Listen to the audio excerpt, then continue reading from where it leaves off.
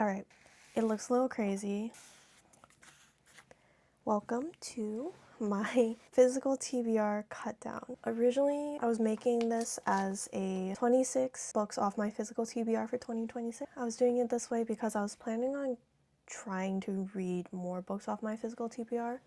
I think at the time I had about 50 to 70 books on my bookcase that I haven't read yet. When I ordered more books, I realized that I didn't love a series enough.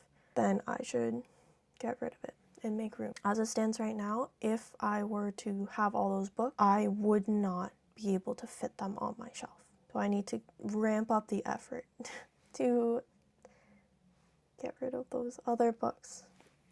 So we're gonna go through all the books that I physically have now, and then I'm gonna share the books I've ordered. Rather than 26 books, it's going to be 52 books off my physical TBR. I'm just trying to stay a little on top of it. Hopefully I get through more than just this year. Initially I was gonna do 26 for the first half of 2026, 26 for the second half. So some of these books don't come out until the second half of the year, but I've already pre-ordered them, hence why they are on this list. Let's get to it. Excuse me because sometimes I'm going to have to refer to my list on my computer. First up, Kingdom of Ash by Sarah J. Maas. I've read the entire rest of the Throne of Glass series and I loved it. I just have this issue where I struggle to finish things that I really love because I want to savor it and keep it. Because if I haven't finished it, I still have it. I am almost halfway through. It doesn't look like it actually. I am like 40% of the way through. I last picked this up in September. I wanted to read it before the end of 2025. That didn't happen because I was reading shorter books to try to hit a goal of a book a day. It was such a struggle at the end, so I couldn't finish this book because this is like the equivalent of 2 shorter books. I do plan on finishing it this year, and I still have the Crescent City series and rest of A Court of Thorns and Roses, like that series to read. So it's not over, but this one will be, and I really, really, really like this one. Then we have Rewind It Back by Liz Tom Ford. Kind of same deal. I've had this for a while.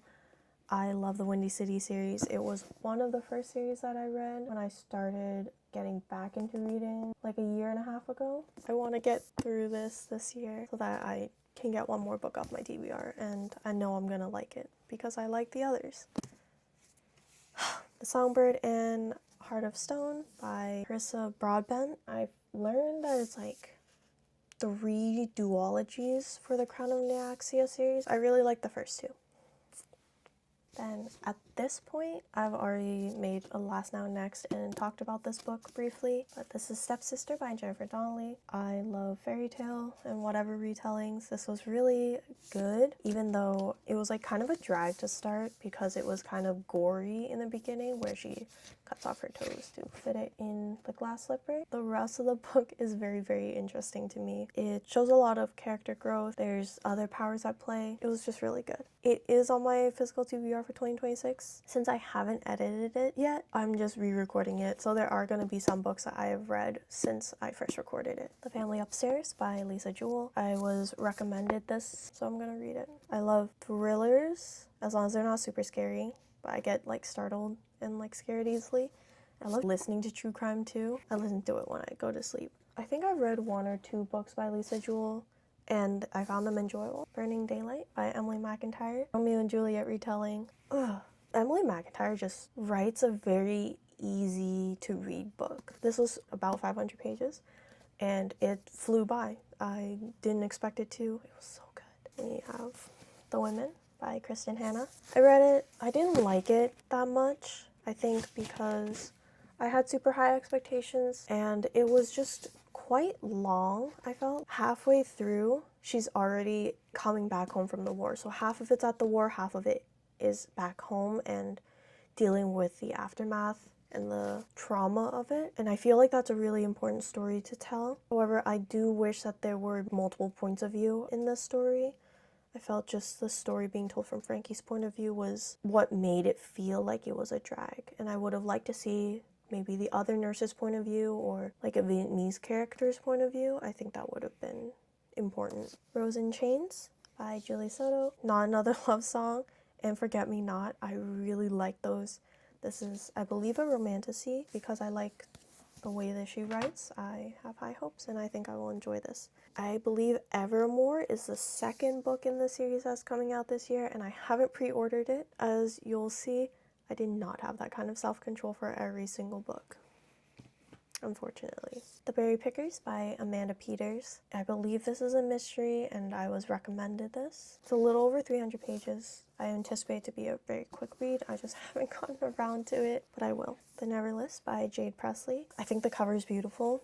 Love the wax seal. Love the back, how it's like an invitation. I find sprayed edges to be beautiful, but I don't need them, and I don't buy books because they're pretty, and I don't keep books because they're pretty. This was really pretty, just coincidentally. Metal Slinger by Rachel Snyder. I saw a lot of people talking about the fairy loot versions of Metal Slinger and then Light Wielder, and I almost got FOMO'd into buying Light Wielder until I realized that I haven't even read Metal Slinger. I don't think I've read a book by Rachel Snyder, so I don't even know if I would love the book. Self-control played its part here too, but we'll see.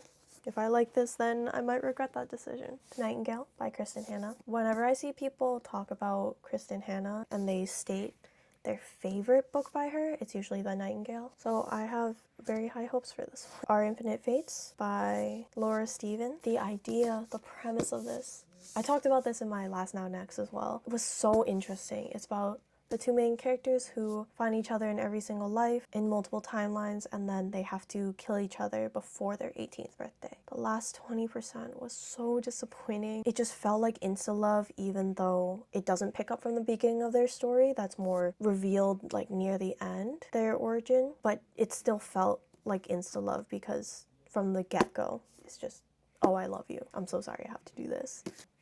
The Lost Bookshop by Evie Woods. It looks super interesting. I've been wanting to read this for a really long time, then I got a copy and I still never read it. But that will change this year. Then I believe this is the Chestnut Hill series. I have had these on Kindle as well for a very long time, and I can decide if I love them enough to keep them or I will unhaul them. I've been yapping for over an hour at this point because I am re-filming this. Initially, I was filming it in vertical mode, and then I realized that I am yapping so much, I might as well make this a full-length video. Oh my god, I'm in so much pain. Okay, get through this. Then we have Twisted Lies by Anna Huang. Currently, I am about halfway through this book. I like it. However, I like the King of Sin series more. So while I'm finishing this last book in the Twisted series, I do plan on reading the rest of the King of Sin series before King of Gluttony comes out. So I pre-ordered that as well. And I do plan on reading that. And then Striker and Defender, I don't know what the series is called, but I have the first two, haven't read them, plan to read them this year because I have pre-ordered The Keeper and I want to be able to read it this year as well so that it stays off my physical TBR.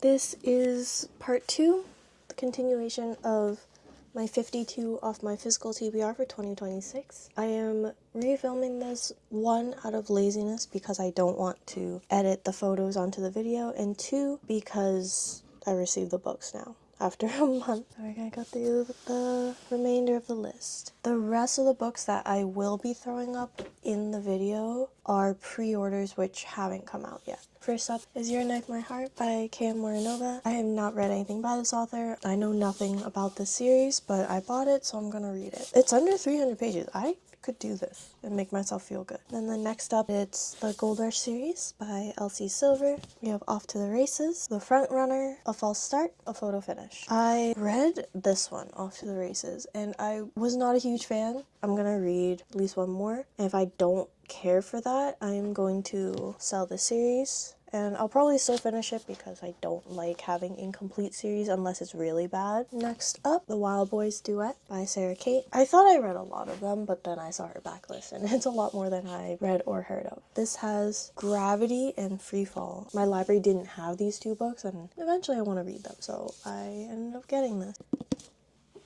Then we have the If Love series by Anna Huang. I ordered 3, so there's also If We Were Perfect.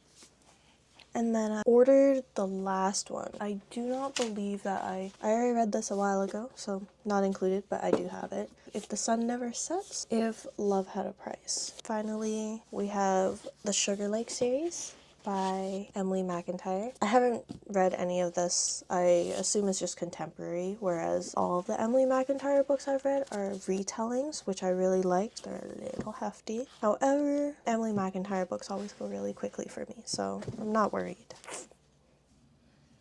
I realized in the final edits of this video where I added the subtitles and pictures and everything that I initially deleted so much footage not thinking I needed it, and I did during the second filming. I didn't have the books in hand. Now during the fourth filming I do have most of them, so I'm just gonna talk about the rest and just edit in the others. We have Carapace Stones, No Matter What. I did read this as an ARC, and I loved it so much that I had to get a physical copy. Elle Kennedy's Love Song. I got this from a signing. So, The Night We Met by Abby Jimenez. I don't think that she can write a book that I dislike. Everything she writes is so good. Wildcard by Elsie Silver. Love Wildside. Got this. We'll read it. Actually, by the time that this video goes up, because I've been procrastinating for months, I will have read this. Saving the Rain by Elliot Rose. I read the entirety of Crimson Ridge series, I believe. I love this series. Then we have The Silversmith by L.J. Claren. My bookstore put it out a day or two early, so I think I read chapter 2 in the store after already putting in my order for this, and I really liked it, so I didn't regret that. In Her Own League by Liz Humforty. I think she said that this is the last installment of the Windy City bunch. It makes me a little sad. Can you believe this is not all the books that I cut out of the footage? Here's the rest. Now for the issue of trying to fit everything on my bookshelf.